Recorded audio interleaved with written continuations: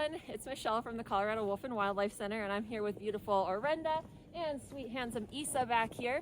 And today it is about -7 degrees, which is awesome. So while I am wearing a very warm coat, a little vest, and she is already looking for snacks, I have my hat on, I have a little buff trying to stay nice and warm. I got toe warmers, I have heat warmers in my shoes and my gloves when I have them, but these guys are gonna steal them. However, that's all I need to do to stay warm. These guys are very well adapted to the cold.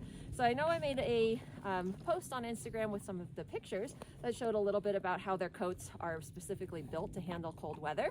But right here, what you can see right here on top of Orenda, these are called guard hairs. So these are the really long, coarse hairs on the very top of the coat. And what these do is they help wick away moisture. So as it snows, it'll actually settle on top of these guys. So underneath here is where we have that soft undercoat.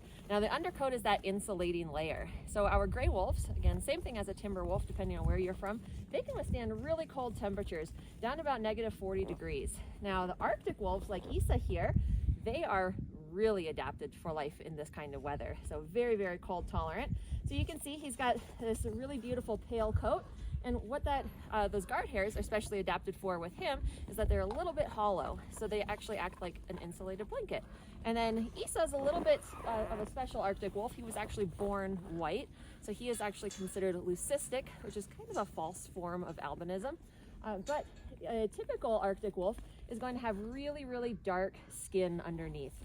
So with that dark skin, those slightly hollow guard hairs, they can help absorb that sunlight that they do get all the way out in the Arctic, which helps them withstand some really cold temperatures.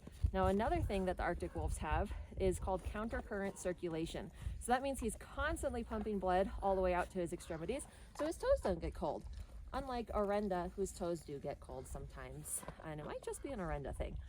But the Arctic wolves, with their special adaptations, they can withstand temperatures down to -70 degrees, and that's in Fahrenheit. We're not talking Celsius here. So very, very cold tolerant animals.